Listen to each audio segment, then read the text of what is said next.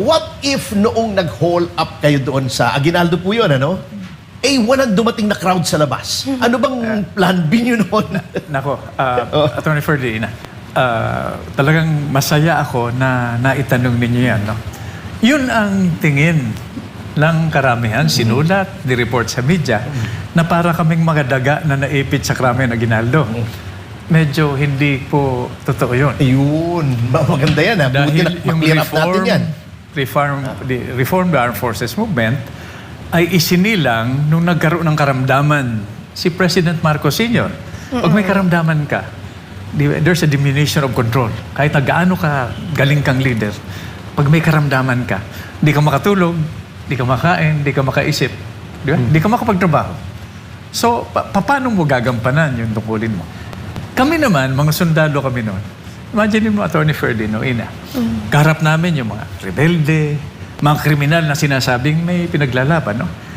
Okay lang na masaktan, minsan masawi, mamatay, no?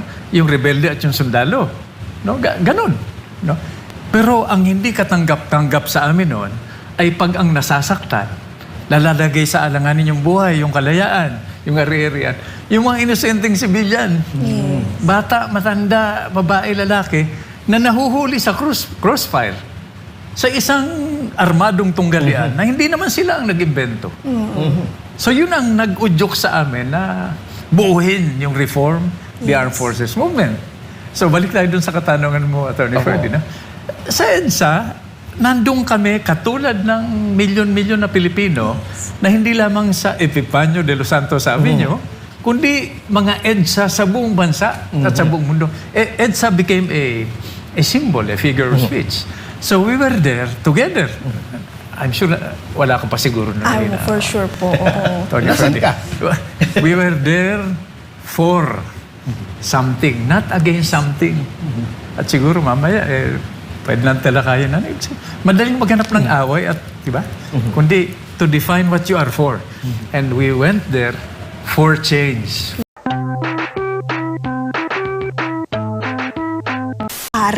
At eventually, naging interested din po kayo sa pagiging doktor. Sa tingin po ninyo, ano po ang gumabay or nagtulak po sa inyo upang tahakin ang karera ng isang pagiging sundalo? Serbisyo. Nakikita ko nun yung mga kamag-anak namin, mga nakatatanda, no? Na pinakamarangal pala na paraan ng sa ating pamumuhay ay yung makatulong sa iba. Siguro, of course, hindi naman tayo perfecto, no? Pero service. So, nung una gusto ko yung maging pare. I cannot imagine. Hindi, ito, Attorney Ferdinand. So, marami akong nakausap na mga pare at may mga nakausap din akong lumabas sa pagkapare. Okay. So, tinanong ko, sabi ko, bakit nagbago ang isip ninyo? Diba, 3 vows, no? Poverty, celibacy, and obedience. Akala ko yung pinakamatinding dahilan, yung celibacy. Dahil, diba, it goes against the sin of lust, no? Yung makalaman na pagnanasa. Yung pala karamihan, dahil sa vow of obedience. Dahil it goes against the sin of pride. Pag ang feeling siguro nila, at nangyayari din sa amin sa kasundaluhan, kung yung nag-uutos sa'yo, alam mo, iba ang pinanggagalingan o mas limitado ang kakayahan, hirap na hirap kang sumunod. So, lumalabas sila sa pagkapare, lumalabas sa seminaryo. So, poverty, celibacy and obedience, hindi pala celibacy. Obedience. Naku, for sure. So, pagkapare yun. Nakita ko na maraming lumalabas. Sabi ko, baka hindi pagpapare ang vocation ko. So sabi ko, gusto ko mag-doktor. Serbisyo na naman, di ba? Yung mga may karamdaman. Ginagamot mo, no? Para hindi sila, hindi mag-deteriorate ang sitwasyon. Sabi ko sa father ko,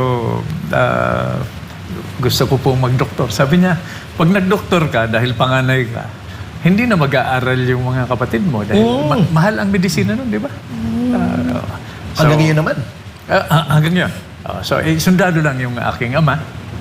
Sabi ko, so ano gagawin ko? So, enroll ako napasok ako sa UP, sa University of the Philippines. I tried to take up economics. Sabi ko, ano pa ba ang pwede mong gawin? Sabi ng father ko, ba't hindi mo subukang kumuha ng entrance exam sa Philippine Military Academy? Kumuha naman ako ng exam. At tuloy-tuloy na. Yun. So, going back to your father, sabi nga, nasa military po siya noon. Ano? He was a colonel, if I'm not mistaken. He was, well, modesty aside, father ko naman, no? I want to honor him also. He was the youngest lieutenant colonel in the history of the armed forces at that time. I see. Sabi ko, kailangan ma-break yung record na yun. So I also became the youngest full colonel during that time. Okay. By the way, Attorney Ferdy, no? Opo. Ina, yung father ko ang commander ng Presidential Security. Okay. Nung panahon ni Presidents Magsaysay and Garcia. Dalawang presidente pa lang Magkasunod pinaglingkuran yun. niya, no? Pinaglingkuran niya. As Presidential Security. Batalyon pa noon, hindi pa... Ina, i-follow up ko lang, if you don't Sige mind. po. So, pinayuhan kayo ng iyong ama na mag-entrance exam sa PMA. So, nung pumasa kayo, curious ako, how did he react and what advice did he give you na ngayong kayo ay mag-embark na sa karera sa military? Very proud naman siya noon. I can imagine. Oo. PMA graduate din siya, no? Sabi niya, anak, eto payong ama sa isang anak na very proud naman ako sa'yo. There are only two things that will keep your head above the water during crunch time sa oras ng kagabitan. Professional competence. Kahit na anong piliin mo o takin mo, basta't magaling ka. No? Tapos integrity. Yung iniisip mo, yung sinasabi mo, at yung ginagawa mo, magkatugma. Hindi pwedeng may conflict. Ang tawag doon inconsistency. Parang may magkakaroon ng credibility problem. Maraming ganyan ngayon Di ba, Ina? Oo. Medyo. Lalo na sa politika, no? Yeah. Madami talaga. Especially sa politika. Correct. Sir, curious po tuloy ako. Kung may pagkakataon po ba kayong makausap ang Batang Greg nung papasok pa lamang siya sa PMA, ano kaya ang sasabihin niyo sa kanya? Hihikayatin niyo pa rin po ba siyang pumasok sa PMA or ano po? No regrets. No regrets. So, walang pagbabago. Always lessons learned. Bawat chapter sa buhay mo, meron kang matututunan, no? Makikilala mo yung sarili mo at makikilala mo yung mga nasa paligid mo. Know Beautiful. yourself and know others. As you said, Senator, no regrets and there are always lessons to be learned. So para sa inyo po, anong pinakamahalagang lesson ang natutunan nyo doon po sa Philippine Military Academy? Yung aral na natutunan ko, by the way, siyempre may mga iniidolo tayo, no? Isa sa mga iniidolo ko na ilan yan, mataas ang standard ko sa pag-iidolo, yung father ko. Dahil, yun nga, naglingkod siya sa 2 pangulo, pero yung tinitira naming bahay dyan sa Marikina, natapos niyang bayaran yon from a GSIS loan. 1 month before he died. So, Wow. ang pwede mo lang ipagbintang sa kanya unexplained poverty. So, sabi niya, yun, anong mga aral na napulot ko, hindi lamang sa PMA, kundi sa aking ama at ina, at sa buhay, no? Unang-una, wala sa ating perpekto, no? Lahat tayo may bagahe, may kahinaan, may strengths and weaknesses. Pero pag nagsama-sama tayo, together, no? Mas marami tayong magagawa. Ang buhay na halimbawa niyan, actually buhay is a figure of speech, no? Yung mga national heroes natin, no? Attorney Ferdy, imperfect men. Di ba? Si Jose Rizal, medyo, Yes, sir. Attorney Ferdy, medyo underwrite ng konti. Oo. Underwrite. Nasa medyata ako. Kaya nag-hesitate ako na. Pero, di ba, linguist, science, talagang genius. The pride of the Malay race, no? Malay race. Pero, ang balita ko, no? Sa impormasyon, chick boy. Buti na lang, hindi ako ganun, ano? Oh, yeah, siyempre. Exception, no? Si Andres Bonifacio, firebrand, revolutionary. Mainit ang ulo. So, na-out maneuver ni Emilio Aguinaldo, first president natin, na binigyan ng pera para pabili ng armas, ginamit kung saan. But hero pa rin, no? So imperfect man. Apolinario Mabini, Ponyo victim, hindi nga makalakad. Di ba? Binubuhat. But together, wala pang Republic of the Philippines, no? Together, magkakasama sila, imperfect men, no? Together, they dreamed, they fought, no? They sacrificed, they died for a nation that did not exist during the time. So, ang operative word dito para sa akin, na natutunan ko rin sa buhay is laging together. Since napunta na rin po tayo sa usapan ng mga naging bayani po ng mga Pilipinas, alam niyo po ang daming gustong mamuno lalo na sa bansa ngayon. Paano niyo po masasabi ng isang leader ay handa na pong mamuno bilang isang leader po? Okay. Sinasabi na leaders are born, no? But I think leaders are made. Para sa akin, ano ang tungkulin ng isang leader? Hindi yung mamuno nanong ka sa harap, no? Sa akin, ang tungkulin ng leader is not to give the people they lead what they want, but to teach them. Yes. Turuan sila. Katulad ginagawa ninyo ngayon. No? Binabahagi natin yung mga aral na natutunan natin sa buhay. No? Turuan sila kung ano dapat ang ipaglaban nila, pagsikapan nila. At turuan sila na hindi pwedeng Ilocano, Bicolano, kailangan Pilipino tayo. Together. One flag. One nation. One united people. Anyway, alam mo, Ina, isang event, or should I say, historical milestone na hindi na maaaring kailanman mahiwalay sa pangalan ni Senator Gringo Honasan ay yung EDSA. Oo nga, That's a no? given. Curious lang ako, if you don't mind, Senator, let's play What If. What if noong nag-haul up kayo doon sa Aguinaldo po yun, ano? Walang dumating na crowd sa labas. Ano bang plan B nyo noon? Nako, Attorney Ferdinand, talagang masaya ako na naitanong ninyo yan. No?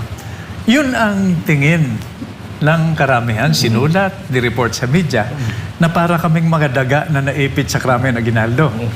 Medyo hindi po totoo yun. Ayun, maganda yan. Buti Dahil na yung makirap natin yan. Reform the Armed Forces Movement ay isinilang nung nagkaroon ng karamdaman si President Marcos Sr. Pag may karamdaman ka, there's a diminution of control. Kahit na gaano ka galing kang leader, pag may karamdaman ka, di ka makatulog, di ka makain, di ka makaisip, di ba? Di ka makapagtrabaho. So, paano mo gagampanan yung tungkulin mo? Kami naman, mga sundalo kami noon. Imagine mo, Attorney Ferdinand, Ina. Kaharap namin yung mga rebelde, mga kriminal na sinasabing may pinaglalaban, no? Okay lang na masaktan, minsan masawi, mamatay, no? Yung rebelde at yung sundalo, no? Ganon, no? Pero ang hindi katanggap-tanggap sa amin noon ay pag ang nasasaktan, lalalagay sa alanganin yung buhay, yung kalayaan, yung ari-arian, yung mga inosenteng sibilyan, bata, matanda, babae, lalaki, na nahuhuli sa crossfire sa isang armadong tunggalian na hindi naman sila ang nag-imbento. So yun ang nag-udyok sa amin na buuhin yung reform, the Armed Forces Movement. So balik tayo dun sa katanungan mo, Attorney Ferdinand. Sa EDSA, nandun kami katulad ng milyon-milyon na Pilipino na hindi lamang sa Epifanio de los Santos Avenue, kundi mga EDSA sa buong bansa at sa buong mundo. EDSA became a symbol, a figure of speech. So we were there together. I'm sure wala ka pa siguro na. For sure po. Oo. Nasaan ka? We were there for something, not against something. At siguro mamaya, pwede lang talakayan na. Madaling maghanap ng away at, di ba? Kundi to define what you are for. And we went there for change, for reform. Hindi yung overnight na pagbabago, no? Yung improvement man lang sa nangyayari, no? So, anyway, Ina, Now we're curious po tuloy. How was your relationship po pala with the late Juan Ponce Enrile? Sinasabi nila na surrogate father ko siya. Oh. Parang ama ko. Di ba? I worked with him half of my life. Hindi rin naman siya perfect. Now, he has passed away. We may be looking at us now, no? Mainit din ang ulo. Napakagaling. Na hindi lamang abogado, kundi leader. Mahirap mahalin. Hindi siya yung type na warm na tao, no? Pero once makilala mo siya, ako ang naging aide muna niya ako, tapos chief security. Noong mga panahon na yun, I would stop a bullet for him. Oh. Ganun ang relasyon namin. At alam niya yan. Naka-close, ano? Alam niya. So, ganun ang relasyon namin. Mas matindi pa ka sa biological father ko. Talaga. Pero siyempre, he also was my father figure. My father passed away when he was 61 years old. So, siya ang pumalit sa aking pananaw. Naiyak Nabanggit naman. niyo yung Ram Senator, ano? Di ba ang motto nyo, correct me if I'm wrong, ano, is, our dreams will never die. Tama po ba? Yes, pwede ko susugin, no? Opo. Siguro itatanong mo, Atty. Freddy, saan ba nanggaling yung Ordeal Sila Verday? Naalala mo yung animation na cartoon na movie na Land Before Time, yung nga dinosaur? Doon we ba hold nanggaling on on together? together, You know, our dreams will our dreams will never die. Doon pala yun. Doon I did not know that, ha? If we hold on together, we know our dreams shall never die. Yun ang naging theme ng Reform the Armed Forces Movement. At bakit ka mo Reform the Armed Forces Movement? Inuunahan ko na kayo, no? Opo. Paano mo i-reform yung pamahalaan kung hindi mo muna i-reforma yung sarili mo? So sabi namin no, may core group, kahit na nasan ka, assign, sundalo ka, basta't mahal mo yung bayan, pinaglilingkuran mo yung taong bayan, you are the armed forces of the state and of the people, sa ayaw at gusto mo, member ka ng Reform the Armed Forces Movement. So, as Senator, follow up lang, ano? Anong dreams ninyo na natupad na at anong hindi pa sa ngayon? Maraming natupad dahil kahit pa paano, di ba? At magiging salamin yan, malalarawan yan sa generation ni Naina. Our children, you have grandchildren, Atty. O wala pa po eh. Wala pa. Malapit-lapit na. Look forward Malapit-lapit to na. it. Mas magagaling, Kanino ka nakatingin? Sa daughter-in-law mo.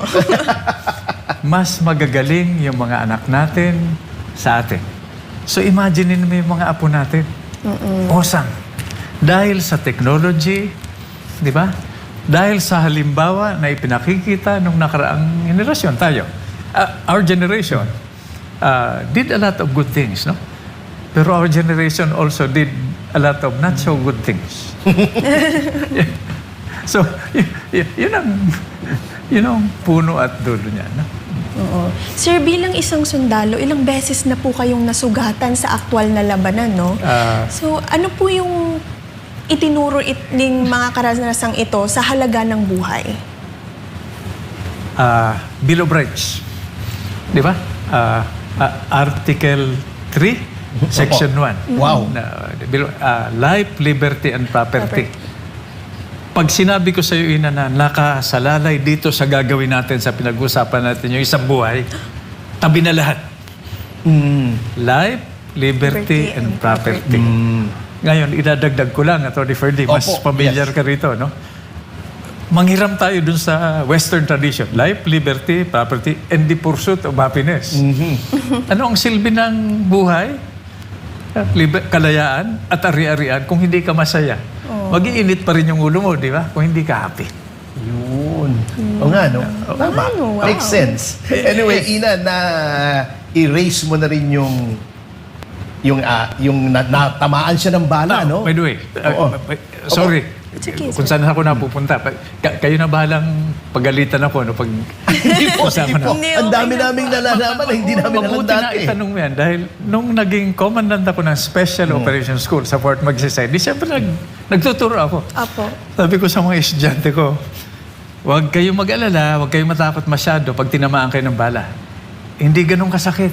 Talaga po. Sabi siguro mga estudyante ko, abay talaga palang sira ulo nito ngayon. Nasa na. Medyo masakit. Siyempre, tamaan ka ng bala. Pero hindi ganun kasakit. Yung sound effects sa sine, hindi totoo. Masakit, Ina, Atty. Freddy, pag nabuhay ka at umabot bakit? ka sa operating room. Bakit po? Pag nawawala na yung epektong anesthesia, Ah, sa sakit. Sa bagay. Correct? Pag napuruhan ka, let's say tamaan ka sa ulo, period na. Wala nang Hindi mo na kwentuhan. mararamdaman. Oh, anyway, ilang beses, marami-rami na, no? Bala, granada, medyo kulang ako ng pyesa, pero huwag natin. Pero importanteng pyesa naman hindi naman nagkulang. Ano? Hindi. Hindi. Medyo mapupunta tayo sa thin ice dyan. Dahil, Speaking of tinamaan ng bala at pyesa, at Senator, ito, medyo masela na tanong. Ano? I hope you don't mind. Anong mas matinding impact sa inyo? Tinamaan kayo ng bala o tinamaan kayo kay Miss Jane Umali? mas mabigat yun. Walang surgery ron.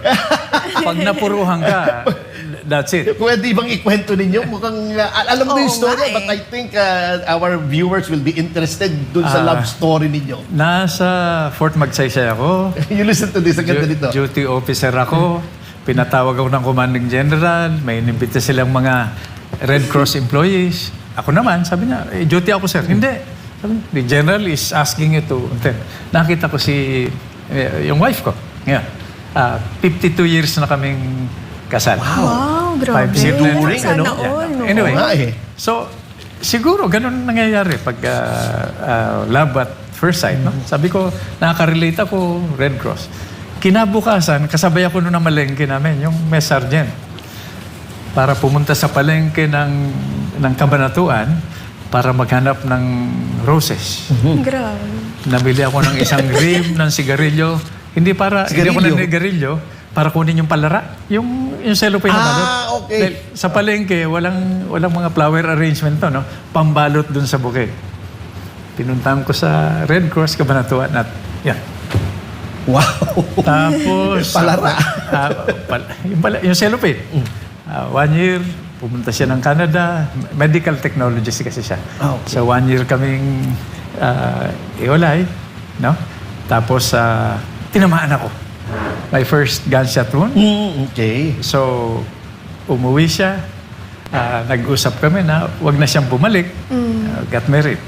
We got married now. A few days later, pabalik na ako sa Hulo for combat. Hala. Days lang po. Days Days, lang. walang- Wow. Wala na po Wala, honeymoon honeymoon. na. Alam mo na, Wala yung mga na. nakikita natin sa... Alam mo na. Grabe. Grabe. Grabe. So, lessons ito for you. Na, Kaya nga, I'm listening. Taking down notes. Sir, since napag-usapan na rin po natin ang love life nyo, my next question is, ano pong mas mahirap? Military training or suyuin si Mrs. pag nagagalit? Abe, walang... Sa hierarchy ng pain. Di ba? Pwede akong tamaan ng ilang beses, ng bala, ng granada, lahat na, no? Pero wag ka magkaroon ng problema o, di ba, magkaroon ng argument with your loved ones. Oh, Di ba? That includes not only your wife, but your children, your Yes. grandchildren. Medyo mabigat yun. Dahil you cannot give, di ba, Ina? Yes Attorney po. Ferdy, what you do not have. Totoo po. Ang pinanindigan kong plataforma seguridad. Security sa pamamahay, di ba? Pagmamahalan, cooperation in our communities, order in the state, inclusive growth sa ating bansa, at seguridad sa karagatan natin. Oh. Pero magsisimula ka sa bawat tahanan. No, hindi tayo perfect. Ha? Marami rin tayong mga pagkukulang. Anyway, actually curious ako, Senator. At maraming nagtatanong din sa akin noon when I was making yung movie ninyo na sana in the next few months matuloy na. Kasi 'di ba, you are best known as Gringo, pero ang pangalan niyo ay Gregorio. Ano po bang story behind that nickname na Gringo? Kadete ako.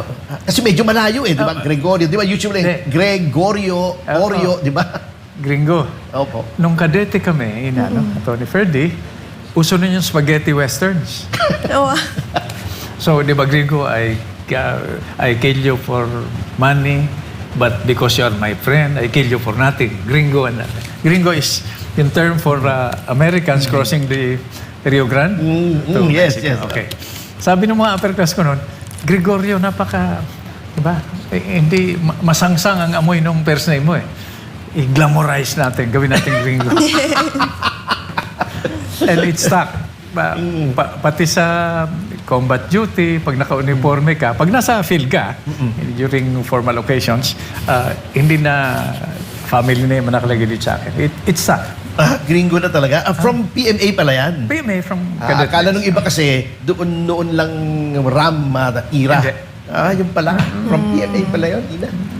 Mas kwan, di ba? Mas Interesting, ano? glamorous ng konti. Sana matuloy po, no, yung movie ni Sir Oo, Gringo.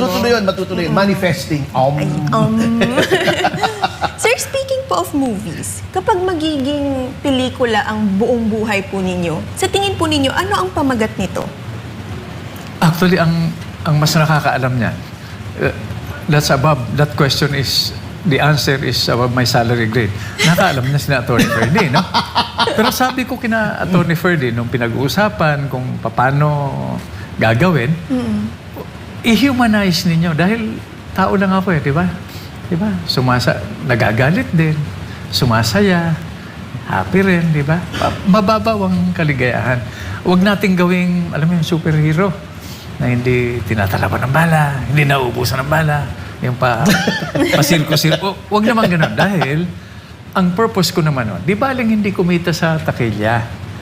Importante may aral na mapulot yung susunod na henerasyon ng mga sundalo natin, mga leader at mamaya natin. At pag tinanong ako ng mga apo ko, "O Lolo, naging sundalo ka pala, naging ganito ka." Sasabihin ko na lang, Atty. Ferdy, panoorin na lang ninyo yung documentary. Correct. Ay, alam mo, attorney, medyo umiinit at sumasaya na yung usapan ang dami natin nalalaman na hindi alam ng badlang people. Correct. Kaya magpahinga muna tayo.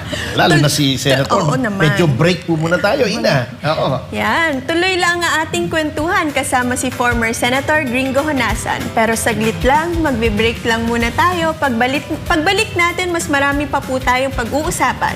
Small Talk will be right back after the break. Small talk, big conversation, start here.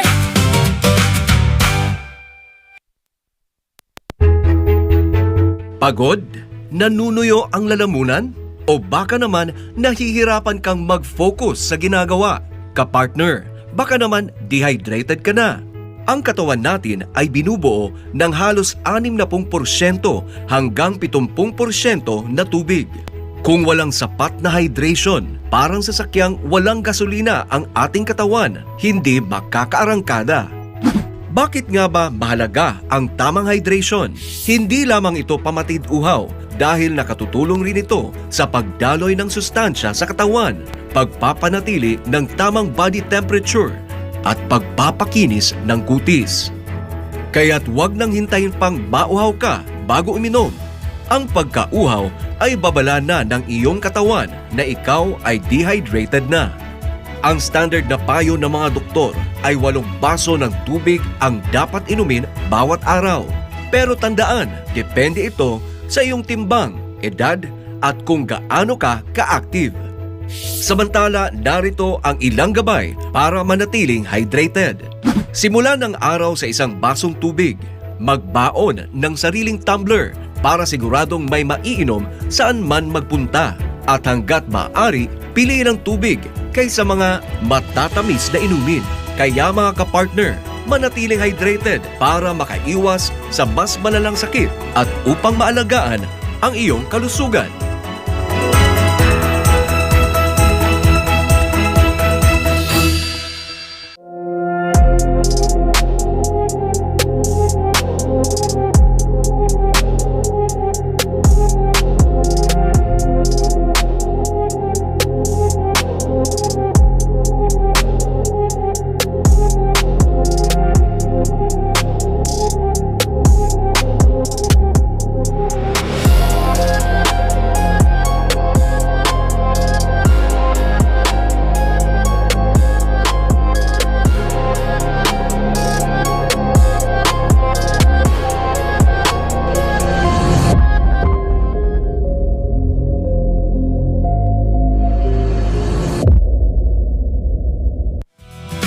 small talk.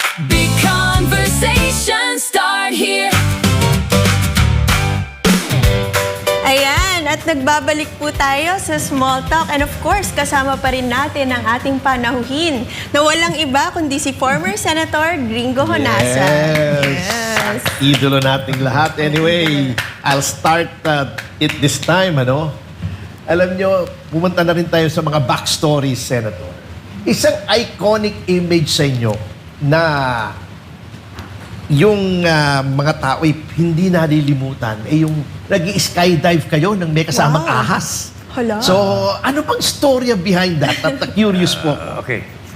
Nung assigned ako sa Isabela, sa Sierra Madres, with one Special Forces team, dahil dinaalan ninyo, I don't know, baka, yung Karagatan, arms landing, sa Digoyo Point. MV Karagatan. Pinadala doon yung may sundalo, may mga kaklase akong pinadala. Pinadala kami para hanapin yung rota na pinagdaanan ng nilanding na armas. Kaya nung nandun ako, 11 lang kami. So, pag walang patrolya, hindi kami out in the field, no? Looking for, trying to gather the information. Siyempre, kami-kami lang. So, naghanap kami ng paraan. Puro kami lalaki. Kaya, naghanap kami ng paraan para aliwin yung sarili namin. Ang early warning system namin noon, mga pato at mga manok. Di ba? Famous ang palanan, Isabela, for fighting cocks. Pag nagtilaukan yun, ibig sabihin may tao. may tao na hindi friendly, unidentified. So nagtilaukan, gabi. So hanap kami, gapang, may armas. Nakita namin, ginagapang yung mga manok namin ng isang sawa. Yan. Yung sawa, hindi yan poisonous. So sabi ng mga tao ko, Sir, alagaan na lang ninyo. So inalagaan ko. Pinapakain ko, gano'n lahat. Nasa bulsa ko palagi. Doon nagsimula yun. Ayun. Oo nga. Hindi, naintindihan ko naman, di ba? Yung iba alaga, aso, pusa, ay yung normal na pets, no? Ako na, yan, si Lieutenant, si Captain, nasang alaga niya, python niya, sawa. Ang dami kong ang kagat, hindi naman poisonous, no? Oo. So, yun pala yung storya noon. Yun. Kasi talaga... Pero hindi yun Attorney Ferdy nakasabit daw sa likod. Nasa bulsa. Ayun pala. Oo, yun palang Doon siya the true natutulog. story. Yes, yun ang